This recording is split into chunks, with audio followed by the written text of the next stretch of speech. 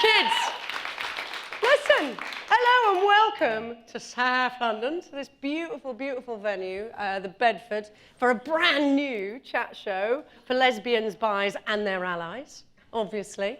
My name's Heather Peace, and tonight we have a really, really cracking lineup. Joining us on stage here, we have your favourite bad girl, which of course is Alicia Eo. You might have seen it recently on Channel 4, The Bisexual. We have Desiree Akhavan, writer. I know, I have become a big fan in the last week because I literally binge watched it last week. Absolutely superb. We also have everybody's favourite LGBTQ ally. She does so much for the community. We have the legend that is Sunita in tonight. And last but definitely not least, we have my mate, super talented, Lots Holloway is going to come and perform for us later. But that's not all, you see, because I haven't even told you who my first guest is, right? You might know her from The X Factor, you might know her from Dancing on Ice. I certainly know her from Eurovision. It is the wonderful, marvellous Saara Aalto. You look amazing. Oh, thank you. Yeah, that's a fantastic jacket. Come sit down with me. How you doing? Hey, I'm good, I'm good. When was the last time we saw each other? When was it? Do you remember? I don't. What I do know is, has anyone watched the video where Saara sings Let It Go in 15 languages from Frozen? It's not just like, you know, you cop out of Italian, Spanish, all the Latin languages. No, we've got Persian, Japanese, Hindi, Arabic. Now, I'm asking, you don't obviously speak 15 languages. I don't speak, no. So how did you learn it? Because you're not looking at anything. I was watching really intently to see are the eyes like flicking down to look at the phonetics. Oh, no. I just love languages. I've been singing in different languages since I was, I don't know, maybe 10. It's been my passion always to imitate languages. So even though I can't speak them, I just imitate. And That's amazing. And listen, Saara is, I'm sorry I keep bringing it back. I have got lots of kids, so... But she is the Finnish Princess Anna in Frozen. That is something else. I mean, how did that happen? Well, in Finland, we dub all the cartoons. So yeah. I've been doing that for the last, 10 years. I've been dubbing all the movies and cartoons into Finnish. And then, you know, being a real Disney princess was always my #1 dream. And when they, and when they called me, would you want to give your voice to Princess Anna in Frozen? I was like, yes, please. Oh my goodness. And now I'm waiting for Frozen 2. So, you know, it's coming this year, so I can't wait to see it. Absolutely amazing. What was Eurovision like? I'm a big fan of Eurovision. Me too. We've always had parties back in Yorkshire where I came from, and you'd all have to dress up in the national dress of different countries. You'd pick it out of a hat. You didn't get to choose. Okay. You know, and then you'd bring food from each of those countries, and we used to make a real night of it. Yeah. But it's massive, isn't it? Like the actual auditorium where you perform is massive. Yeah, it's a big stadium. Yeah, it's big, it's huge, right. And then 200 million people watching it on TV. But you don't really understand it when you perform. It's crazy. You only see that 3 minutes performance, but actually it took me 9 months to get ready for it. Really? Because I had my own TV show in Finland where I sang 3 songs, and the public voted for the one to go to Eurovision. So it was a long process for me. You were engaged back in 2016, am I right? Yeah, I think so. Yeah. How did one or the other of you propose? It was our 2-year anniversary, and we had been out in a party in a restaurant. Were you drunk?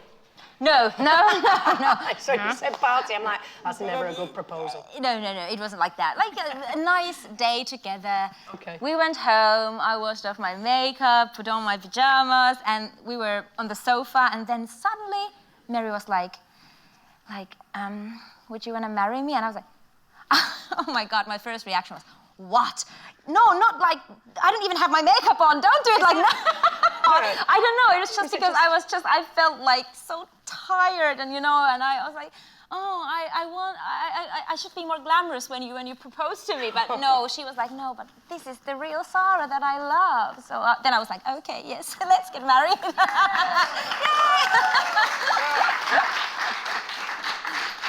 You say let's get married, but it's 2019 now. I know. Have you actually... I know, that's awful. Have you actually put any date in there at all? Yeah, we have a date, but we don't have a year. Yeah, it was supposed to be last year, but it's my fault. I'm too busy with all these dancing on ice and all these... I know. That's just not the way to start this at all. No, we need to have a little chat. I'm so embarrassing. Afterwards. Yeah, but maybe we have a holiday in Italy in May this year. Right. And we are going to a retreat.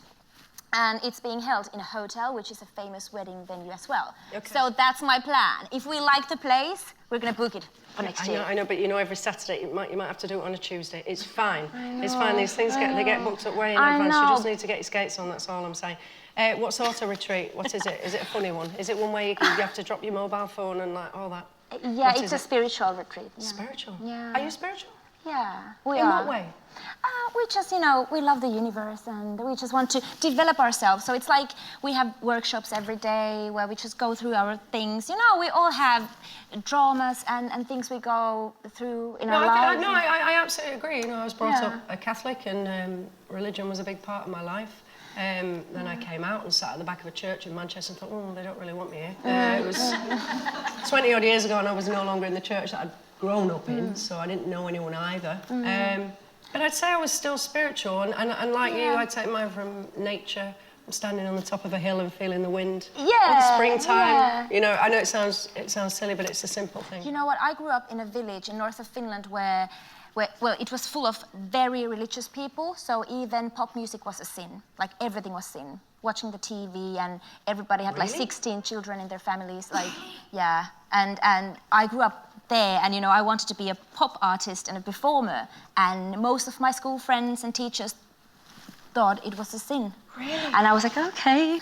But yeah, so when I moved away and grew up, I kind of had to find my own way of seeing the world. I mean, my family was not in that religious group, but I kind of thought it's normal. Then I moved away and I was like, oh. Do your parents still live there? Yeah, they do. Yeah. And do you go back there? Yeah.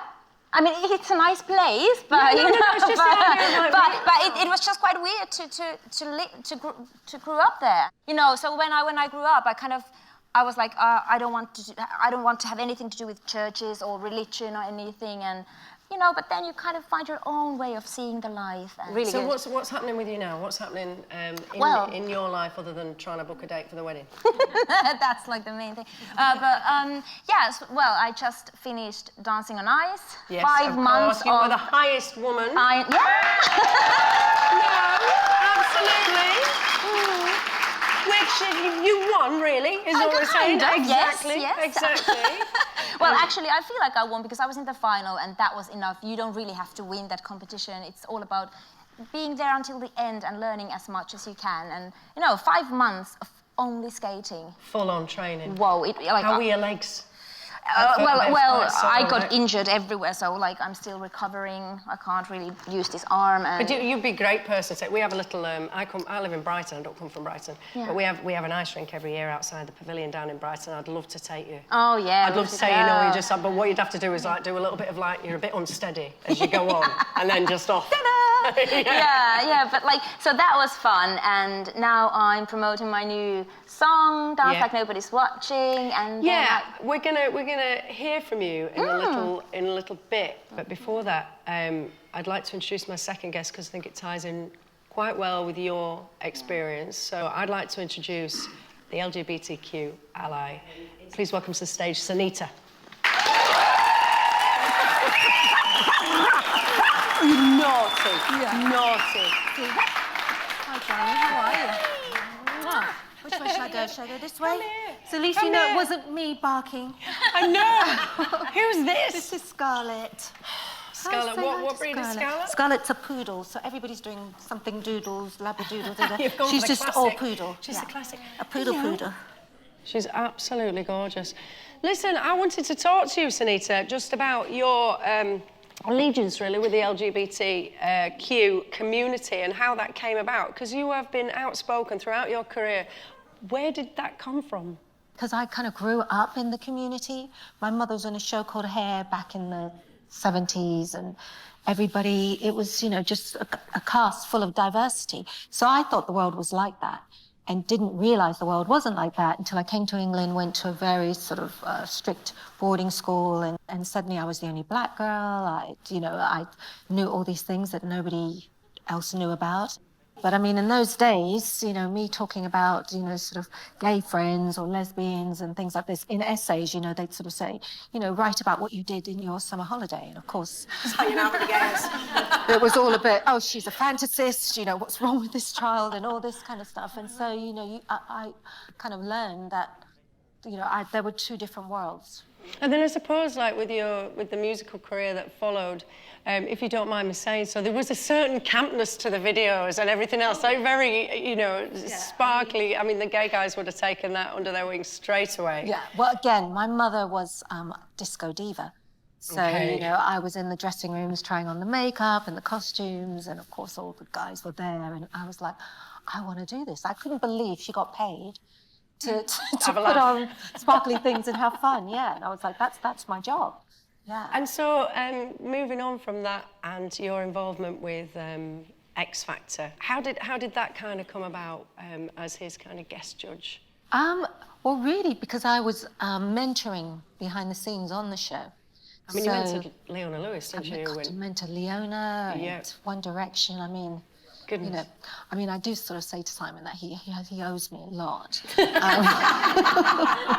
But we'd always worked together since back in the 80s. So when he called me and said, look, we're doing this show and I want you to help on it, of course, I was like, great. So I was like really excited because it was going to be like Britain's biggest talent show. Yeah. And so we did everything. In the first show, the auditions were in my house, the makeup, the styling sessions, everything, because we were kind of making it up as we went along. So exciting when that gosh. started out. So have your paths ever crossed? Oh yes. I was there when she came, the amazing. In fact, I've just been upstairs saying, you know what you should do? She should do Champion. Have you heard about this new X Factor, the Champions? So Simon's mixing it up again, and he wants to do like it's similar to what he did in America with America's Got Talent. X Factor, the Champions. Is that definitely happening? It's definitely happening, but I'm not sure how it's going to happen. I'll probably get shot. It's okay. I've been killed so many times. We'll cut this out. We'll cut this out. If you could pick one career highlight that's like a defining moment that was just like, what was it? Do you know what? It was doing a West End show called Mutiny. And it was the story of Fletcher Christian and Mutiny on the Bounty. Yeah. And they'd been looking, a bit like Gone with the Wind, they'd been looking for the girl, the Tahitian princess, to play the leading role. And it went on for about 3 years, this search for my Meaty was the character's name. My mother kept saying to me, you should go, you should go. So I turned up and I auditioned for the role of my Meaty in front of David Essex, who was a poster on my bedroom wall at the time. Yes. So I had to close my eyes because I was so mortified that he was there, and sang this kind of song with my eyes closed. And when I opened my eyes, they were all like, there she is. How old are you? I was 16. Oh, and I got to play my Meaty with the idol on my bedroom wall. Wow. And, it was like the beginning of the whole thing, yeah. No, that's a moment. That's more than I could have asked for. That's absolutely that was a happy memory. Thanks. So not so happy experiences. You talked about in June last year about having been assaulted 6 times by people, men in the music industry, by quite a well-known man, one of them. What was it that led you to the decision now to sort of come and speak up about that? Actually, thank you for bringing that up. The majority of the men were well-known men, and still are well-known people now. I think what brought it up is, obviously the Me Too campaign started, and I think I just got angry for myself, because at the time of the incidents, I was so busy surviving and being brave and I'm okay, looking in the mirror and going, well, actually, I'm okay, that I didn't take care of myself. Yeah. And so when I sort of saw these other women coming forward and with these horrible stories, it kind of triggered all my feelings again, and I just felt so furious that you know, and why do we suffer? Why do we keep it in and just keep it to ourselves as if we've done something wrong? You know, I've talked about this with a few friends about 10 years ago, about sitting around a pub with a group of women, and me saying to everyone around the table, is there anyone around this table that hasn't had something? Even if it's running around the park and a man is flashing at you, right? Mm-hmm. Even if it's that. Yeah. And there wasn't one woman that sat around that table, and I was astonished. I wondered how many other conversations around the world were taking place like that, where you all just literally realise, like, there literally is not one of us that hasn't had something. Mm-hmm. Some much more serious than others. Yeah, I mean, where do you go from here? Because I know you're not naming the perpetrators involved. It's kind of because these people are very much in my life, in my face, in my life. And picking up on what you said, this was my reason behind it, not just seeing it and feeling angry for myself, but like I have a 13-year-old daughter. Yeah. And I thought, you know what? It's really important for women and girls to know that they're being abused when they're abused. Because if you just kind of accept it, and that means, you know, when I was that person going through that, something about me made me think it was my fault, or that it was or it makes acceptable, it a bit normal, and that's just part of being you know, a girl. so long as no one knows, it's fine. But actually, to kind of say, look, this isn't fine, and we need to sort of give voice to these things so people know. And I also thought, these men, I know their wives, I know their children. And I know that if I name them, that I don't just ruin the men's lives, I ruin the women's. Sorry, I'm making myself emotional. No. But I ruined the women's wives and children's lives as well. And so I thought it's more important to kind of say, you know what, just because I didn't say anything at the time, and they'll know you're talking doesn't about mean, them. yeah, and they'll you know I'm talking talking about them. And so you know don't do that walk again. Around for the rest of their blooming lives going, when will she say something? I think you're absolutely bang on. That's where it was coming from. That's worth a round of applause. Yeah.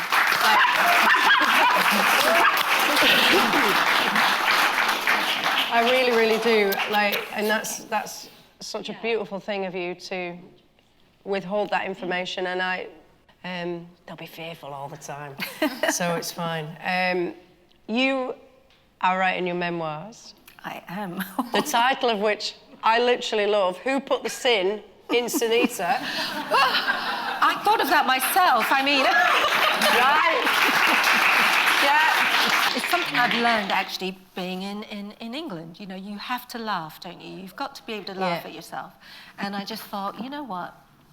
Let's tell all the stories, the good, the bad, and the ugly. And you know what? And I've had a lot of fun. There's been a lot of fun as well. I bet you have. And I just thought a lot of the stuff has been these crazy newspaper tabloids and these crazy titles and all of that. And I thought, you know, I'm going to outdo them and give myself the ultimate title. Yeah, exactly. It sounds absolutely fantastic. Well, I think we're going to wrap it up there. Okay, thank you so much for taking the time out and coming to talk to us this evening. Us. Yeah, and thank you for bringing this little bundle of joy. Please say thank you to Sunita.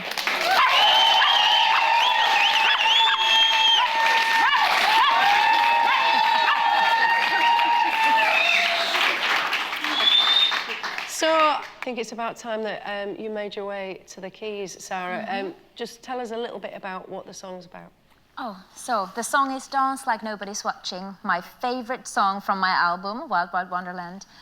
This song is all about being yourself, dancing your life in your own style, and Saara Aalto. Yeah!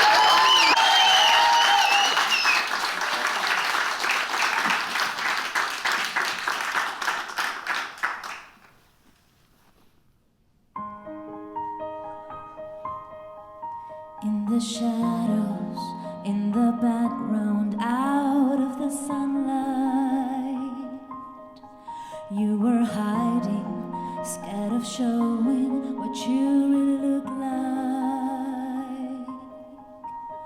But all our scars, they make us who we are. Lose our shame, we see you've come so far. So far, and all this time I've been by your side. Dance like nobody's watching,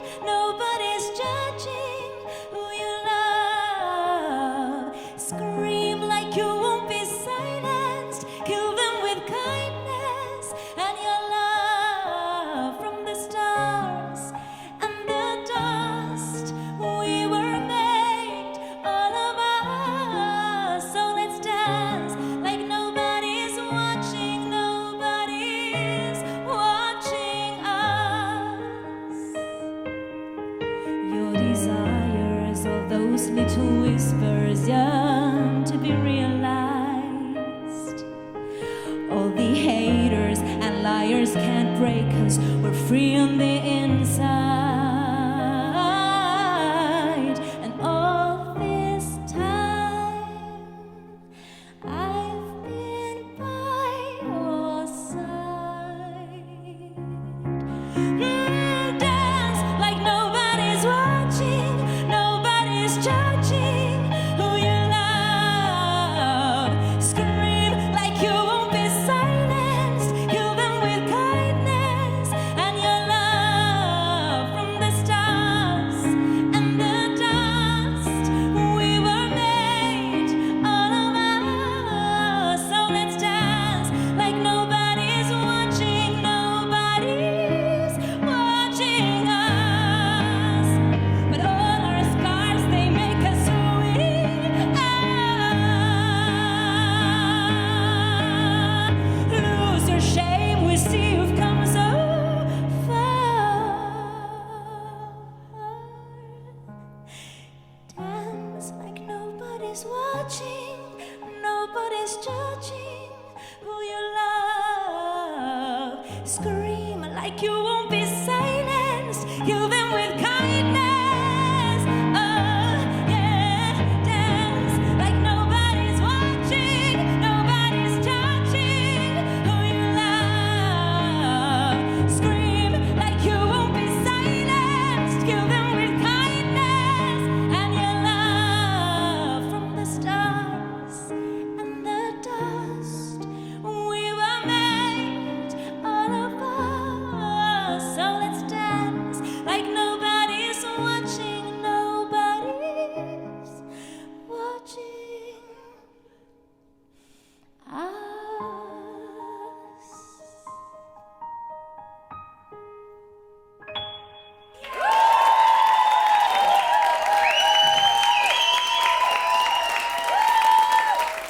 Can we just give it up one more time for Saara Aalto? That was absolutely fantastic. Thank you for joining us for part one here in South London at the Bedford, at this fantastic venue. Please do tune in and see us again for part two.